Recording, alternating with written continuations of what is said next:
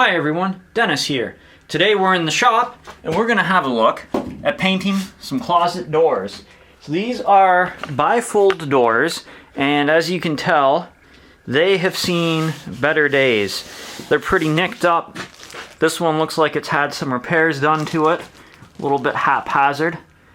I wanted to blame the last owners of the house, but I think that may have actually been me before I got into DIY and fixing stuff up properly. There is some weird stuff on them, and we have quite a bit of gunk built up and some paint drips. So we are going to have a look at fixing up the corners and making these things look brand new. Usually, for painting doors like this, I do not care for the brushed and the rolled look. The rolled look is fine on the main part of the doors, but it's really hard to get the brush look inside the details to look the same as what that rolled look is. So typically I like to use a airless gun. Those are about, I don't know, about $100 you can get a pretty decent airless paint gun. I have no idea where mine went. I know I lent one to my sister. I have a second one. Where did it go? We'll never know. So today I will be using a HVLP. I definitely didn't have to read that off of the side of the gun. I've had this for a while. This was a rather expensive one, and I don't like using these. Just the air compressor makes a lot of noise, and it's not great for a how-to video because not everybody can afford one of these things. So if you don't have one of these, you can buy a fairly inexpensive one. You don't need to spend top dollar to get decent results. And the only really difficult thing is you need an air compressor that's at least 20 gallons or higher, preferably higher. I've got one that is 60.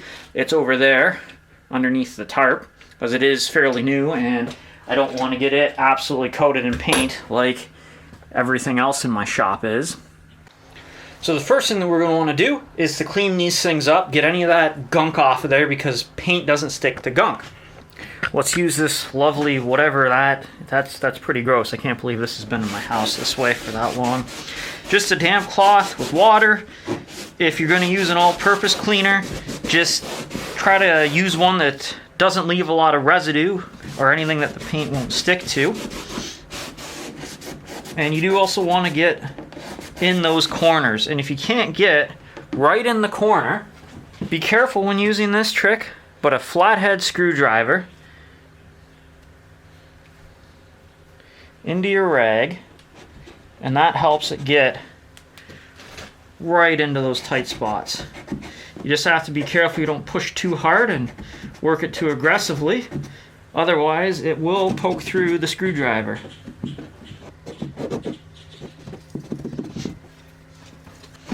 I'm going to go over the entire door now, and I'll catch you on the next step.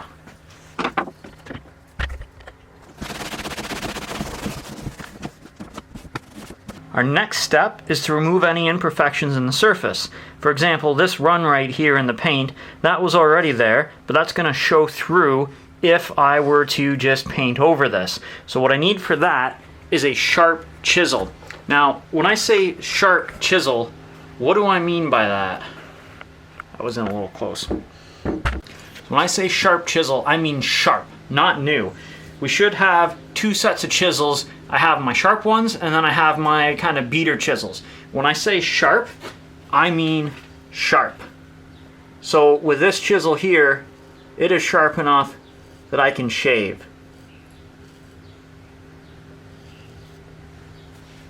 That's how sharp we want these to be. Now you can take any old cheap, inexpensive. These are just the Mastercraft cheapo, made in China. I think you get 4 of them for $10 or $20 type of deal. These can be sharpened too. I have ones that are more of a mid-grade that hold the edge a little bit longer. Doesn't matter what chisel it is, even if it was a screwdriver. Sharp enough to shave and you're good to go. You could try to sand that off, but I found even with power sanders, whenever I try to sand any of the runs out, I end up sanding through the paint on either side of the run, and then I still have a high side or a high spot on the run. I don't need this to be perfect, I just want to get this close. Okay, I'm happy with that one. So now I'm going to go through the door and look for any more runs and clean them up. Now, for the next step, I've got some old 150 grit sandpaper here. It doesn't have to be brand new, doesn't have to be perfect. This came off my oscillating sander.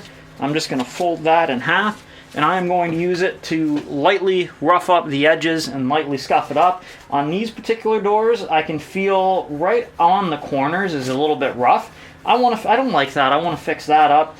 These have been primed, and then I think they were primed again. I don't think they were ever actually painted properly, so that makes things a little bit easier. When you're selecting your paint, we'll talk about that in a minute, you can use a paint and primer in one. You can use, I really like a cabinet grade paint, but I ran out of my cabinet grade paint and that stuff is expensive. I do have some of the extra trim paint that I had bought laying around, so at least that will match all of my trim. But we'll get into that in a sec. For right now, I'm just going to go over these and scuff them up a touch.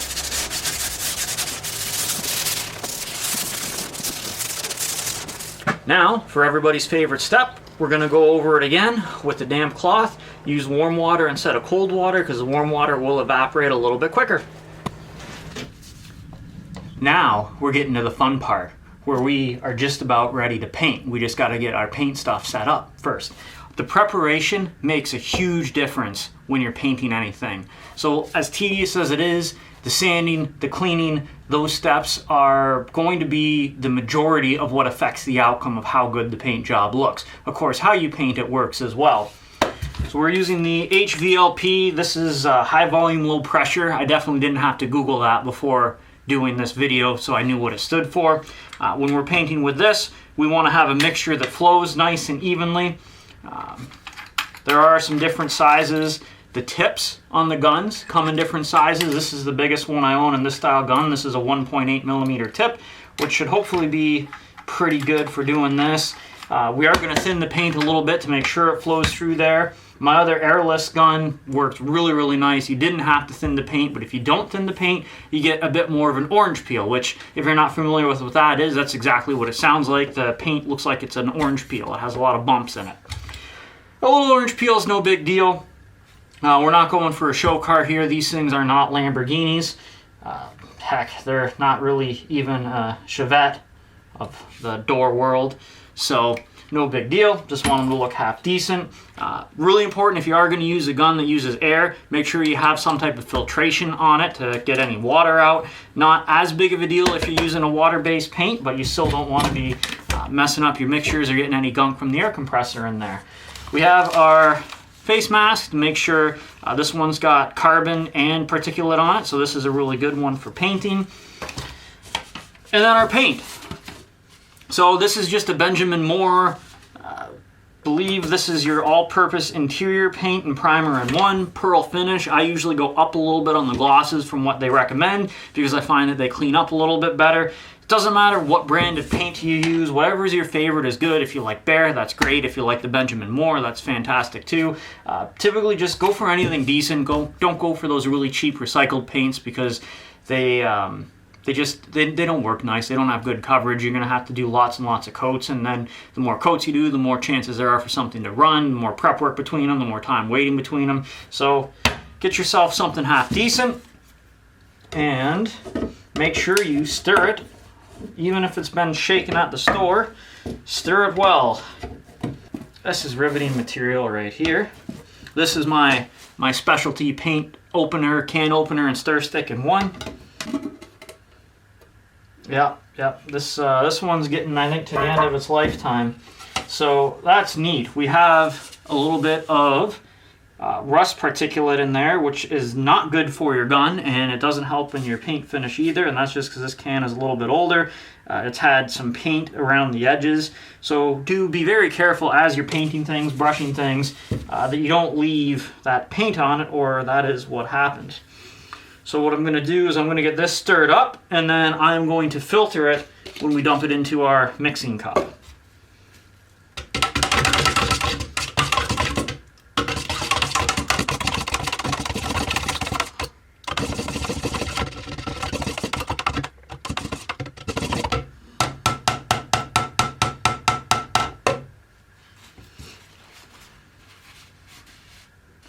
Okay, I'm going to go grab the filter. I'll be right back. This little tool right here is real handy for keeping the edges of your paint can clean. It's a little bit late now. That goes on like so. And then this is a little bit of a big filter, but this is what I have, so we're going to try to figure out a way to make this work.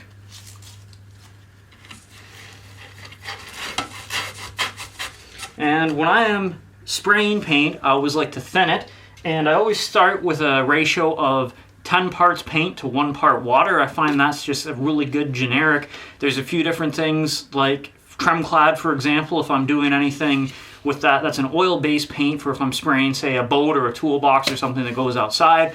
That one I found the nice ratio is 8 parts paint to 1 part lacquer thinner and 1 part hardener. So this one, we're going to do a 10 to 1. So if I go to my 500 milliliter mark, and then I put an additional 50 milliliters of water in it, mix that together, that should give me a really good base to start with. Let's see if I can get this right.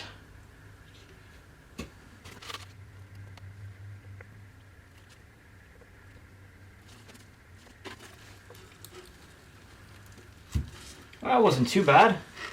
I kept most of the gunk in the filter.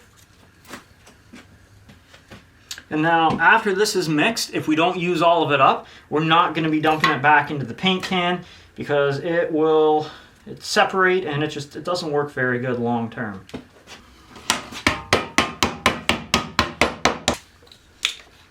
Add 50 milliliters of water.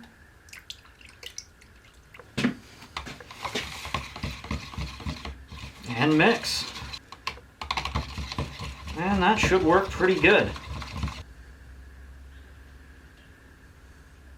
That filled that up just perfectly. Almost like I knew what I was doing. Not quite, but almost. Now, as we are spraying this, you want to hold your gun approximately a foot away from the piece and try to keep it as even as possible. I was squeezing the trigger there, a little bit of paint started to come out. When I say even, that's the spacing from the door to the gun has to stay the same. If you, as most of us do, especially when we get started, kind of fan it or spray this way, you're going to get a different sheen to the finish where you're nice and close versus where you're further away. So think kind of like a robot on a track and do your best to keep it that same equal distance all throughout your stroke. Try to do complete strokes at the same time, so go back and forth across it, which is kind of hard to do on this setup where I have a large workbench. But what I'm going to do is I'm going to go on the side over here where I have my door, and I'm going to do the whole side, and then I'll flip the door and do the whole side again, go to the other side of my workbench and do that. So this should be fun to tape because I don't want to, showing my age a little bit there, tape it, film it, record it on the digital recorder, digital camera, because I don't want to get all of the paint all over my expensive lenses and digital setup. So I think I'm going to throw the GoPro in a waterproof case and throw some tape around that, and let's see how that goes.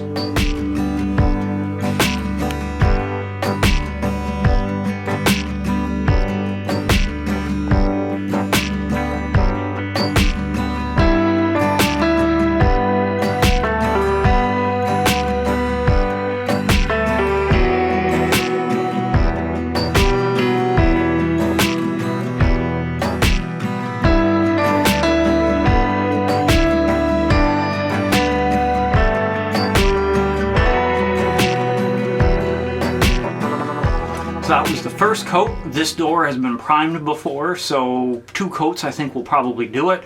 For the second coat, you just repeat the process. You can scuff it up a little bit with the sandpaper if you need to. I'm not using a really high gloss, so I should be okay with that. So what I'm going to do is just go through it, fix any tiny little defects, and spray a second coat, and that should be good to go. If it's fresh wood or if it's something you just got from the store and it's a door that's only got that raw primer on it, 3 coats I find usually ends up looking the best. And after that, or I should say between each coat, really important step, bring your gun inside or to wherever you have your washing station and wash it out. because the paint will dry. Even in on most of the water base, you're good to recoat in an hour or two. If you let everything sit in the gun, all of that gunk gets dried up in there, and then it's not going to spray well. You're going to get a kind of a sputter and a splatter. It's going to reduce the quality of your finish. So clean the gun between each step, and in another video I will show you how to get dried paint off of guns, just in case you're like me and you may or may not have forgotten to clean the gun out at all because it was really late at night.